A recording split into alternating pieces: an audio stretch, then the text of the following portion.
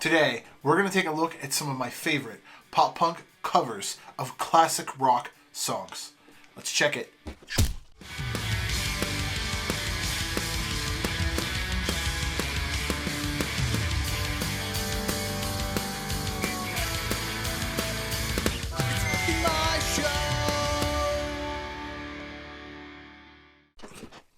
When it comes to anything, they say never forget your roots. When it comes to music or sports or whatever thing you're into, you don't want to forget the legends that preceded the thing that you're trying to become. Bands have always showed their gratitude and their thanks to their predecessors by covering their favorite songs from the musicians. Sometimes for the best, sometimes for the worst, sometimes just for a laugh, sometimes all of that and everything in between. So today we're going to take a look at some of my favorite classic rock songs, rearranged into pop-punk covers by some pretty popular bands. And disclaimer ahead of time, I'm going to get rid of the Punkos pop and the Punkos classic rock and the Punkos rock, that type of thing, because those are made for the CDs. I want to do more of one-offs, or they made a whole album or something like that. So that's what I'm going to look at more than anything today. So let's check it. First, I got to talk about Dancing With Myself by Billy Idol / Generation X, re-recorded by none other than Blink-182. First recorded in 1979 by Generation X, Billy Idol's first band, but then re-recorded in the newly branded Gen X, new wave rock band in 1980, by frontman Billy Idol. Blink-182 have always been the forefront of the 80s punk movement. It's where they grew up listening to the stuff in California. And they re-recorded the song in 1997 for a compilation record called Before You Were Punk, a punk rock tribute to the 80s new wave, which also features songs by bands like No Use for a Name, Face to Face, Unwritten Law, and more, who covered songs from Modern English, The Cure, and Adamant respectively. In the time of Napster, LimeWire, Kazaa, whatever you were stealing music from back in the day, it was one of the first songs for me that I found from Blink that wasn't on an album. I learned how to play it on guitar and naively thinking that it was a Blink-182 song, not knowing that it was originally done by Generation X. My mom actually schooled me on it when I was playing it. She goes, "Isn't that Billy Idol song?" And I said, "I don't know what you're talking about. It's by Blink." And then I had to look it up. And it was not bad for the time of Scott Raynor and for the time of Dude Ranch and Cheshire Cat around that era. Blink definitely does the song justice. And if you haven't heard it, you should probably listen to it if you're a Blink or a Billy Idol fan.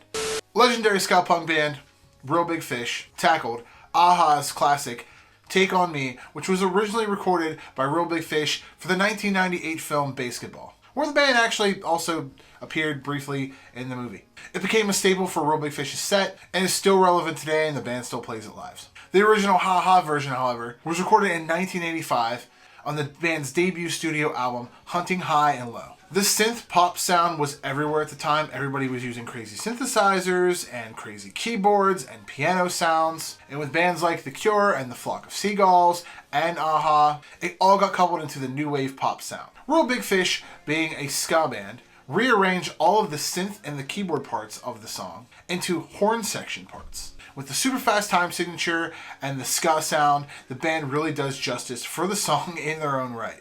Next up is the ATARIS' Boys Like Summer, originally done by Don Henley.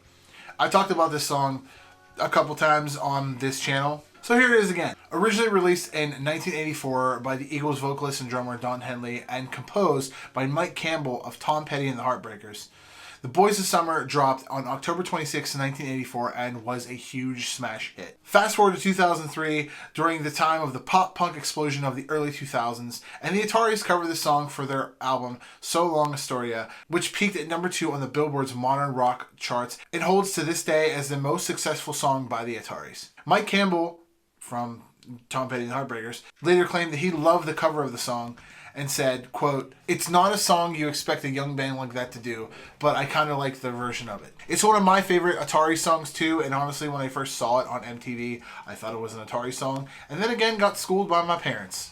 Another song I've talked about on here quite a few times is Bowling for Soup's cover of Modern English's I Melt For You. Written and recorded by British pop wave band Modern English, it dropped as the band's second single on their 1982 album After the Snow and became the band's most successful hit to date. It's the one you hear on all of the Hershey's commercials, and the hot cocoa commercials, and the cheese commercials, and the cheeseburger commercials. Fast forward to 2005, and Texas pop punk band Bowling for Soup re-recorded the song for their album Bowling for Soup Goes to the Movies, which contained movie and soundtrack songs, both original and covers. The song was used for the Disney feature film Sky High, which is, by the way, one of my favorite superhero movies, and even got a music video made for it, which includes the band and characters from the movie. I think they spliced scenes from the movie with them doing other scenes by themselves as a band. When it comes to covers from Bowling for Soup knows exactly what they're doing. They've done everything from Stacy's Mom by Fountain of Wayne to the Suicide Machines. And the band doing covers is like second nature to them. So you kind of expect going in, this is going to be an awesome cover. Next up is Punchline's I Want You to Want Me, originally by Cheap Trick. Recorded for Punchline's 2012 EP, So Nice to Meet You, Punchline give this song a fresh new coat of paint. From the original Cheap Trick version, which was off of their second studio album, dubbed In Color, way back in 1977. The song was not only used for Punchline's EP, but was also used for the Fox TV show Mobbed, which aired in January of 2012. Frontman, singer, vocalist, all around good handsome guy Steve Sabosley was on the show Mobbed. Mobbed was a show, it was hosted by Howie Mandel, which featured the use of flash mobs as a part of a spectacle to deliver important messages to unexpected guests. There were everything from proposals to I quit my job. It was an interesting reality show, to say the least. The arrangement that Punchline uses for the Cheap Trick classic not only does the song justice, but makes an outsider who has never heard Punchline before think that Punchline actually wrote the song, because they incorporate so much of their own influence into their revised version of the song. The way the tune meshes even with the rest of the EP is pretty amazing. I wish at some point, I hope you guys are listening, Steve, Chris, Corey, Trevor. I hope you guys are listening, that it would make a return to your guys' set list at some point in the future. Next up, we got Panic at the Disco playing Carry On My Wayward Son, originally written by Kansas. A lot of people would suggest that the Panic at the Disco cover of Bohemian Rhapsody by Queen is probably so much better, and it should make this list. Which, in all right, they're probably right. But this is the first song that I heard from Panic at the Disco that actually made me really impressed by the band. From Kansas's 1976 album Left Overture, Carry On My Wayward Son has been a classic rock staple for everyone who's ever been into a dive bar and put a coin into a jukebox, to everyone who's ever played Guitar Hero. Panic at the Disco does an amazing live version of this song, which was professionally recorded, not just some random cell phone thing that I found, but it was recorded professionally on June 18th, 2011 in Las Vegas. Everything from the harmonies to the guitar solos are executed perfectly for this song. All of the a cappella parts are just amazing, and they definitely do this song justice. If you haven't heard it, I'm going to link up everything in the description below for all of these songs. New Found Glory playing Iris, originally written by the Goo Goo Dolls.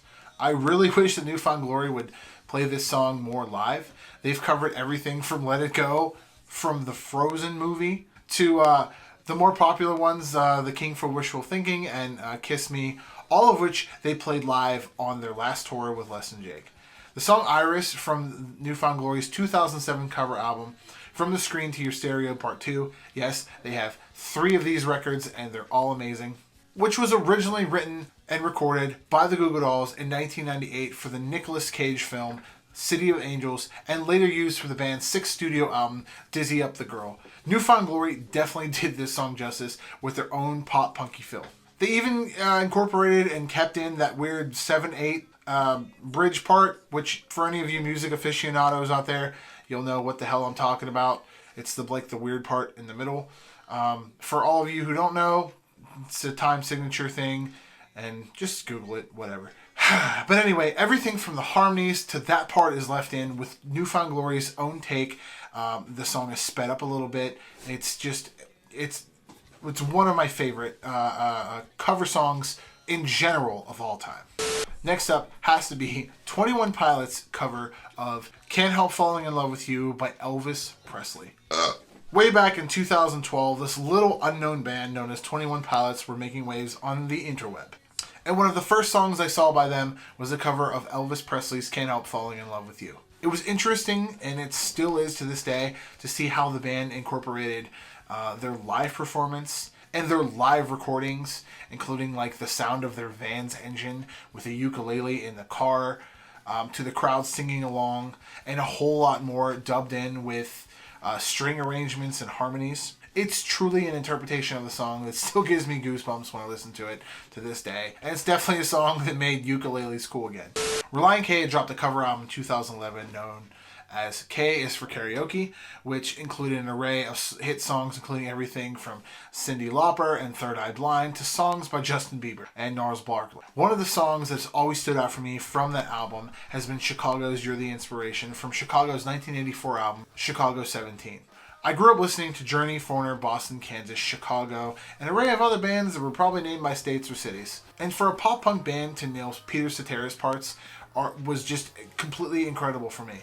From the harmonies to the horn parts, they're all there. And to hear Relient K singer Matt Thiessen nail Peter Cetera's parts are just absolutely incredible. It's something you've got to hear on your own.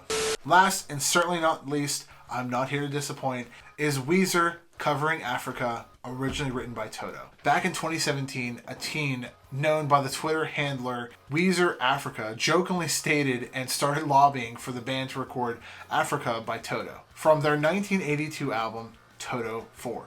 Tweeting at the band and lead singer Rivers, "It's about time you bless the rains down in Africa."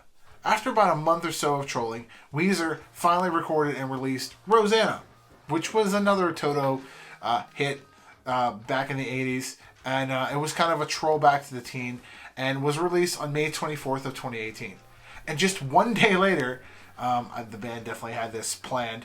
On May 25th, 2018, the band released Africa. Since then, the band has went on to make a limited edition 7-inch record of this song, which only had, I think, 1,500 pressings. A music video which featured none other than the legendary Weird Al Yankovic, as well as dropping a surprise release self-titled album of covers known as the Teal Album, with Africa as its first track, as well as laying the song down extensively live. They played it on their last tour with Fall Out Boy and Green Day, and I think before that they also played it before the pandemic hit. Hearing WEEZER kill all of the harmonies in this song and play it on Dick Clark's New Year's Eve show live was simply amazing. All of the keyboard parts are there. The harmonies alone just stand out for me so much. And this song is simply amazing, and it's something you've got to hear firsthand for yourself. Well, guys, that's my list. I know there's a lot of other cover songs I could have talked about. Punchline also does an amazing cover of Round Here by Counting Crows, as well as Green Day does a crazy, amazing version of Queen's We Are the Champions. And let's not forget about anything Me First and the Gimme Gimmes have done, as well as MXPX's cover albums. I'm definitely going to do a part 2 of this, so drop a comment below if there's anything that I missed that isn't on like the Pop Goes Punk records or whatever. That's a classic rock hit that you want me to maybe include into the next installment of this. It's great to be back, guys. It is like 1 o'clock in the morning, and I'm recording this, and now I'm going to edit it and put it up on YouTube. Let's roll the outro. Later. Hey guys, we're at that part of the video where you should like and subscribe. And after the video is over, comment on some stuff. What did you like? What did you not like? What should I do next? Something like that. There's more to this channel than just the whole YouTube thing. I post daily blogs on thepoppunkdad.com, which features daily reviews and interviews from awesome bands from around the globe. Head on over to the Pop Punk Dad merch shop where you can find cool things like that right there. It helps the channel out and it lets me know that you love me. I have a weekly podcast called the Pop Punk Dadcast, which is on Spotify, SoundCloud, and iTunes. Please subscribe. And hey, while you're at it, after this video, cruise on around and check out other content that tickles your fancy. Interviews with awesome bands, vlogs, cover songs, and more. You can check out all my socials, my IG, my FB, my Snapchat, and my Twitter at the Pop Punk Dad. And above all else, guys, stay pop punk. Later.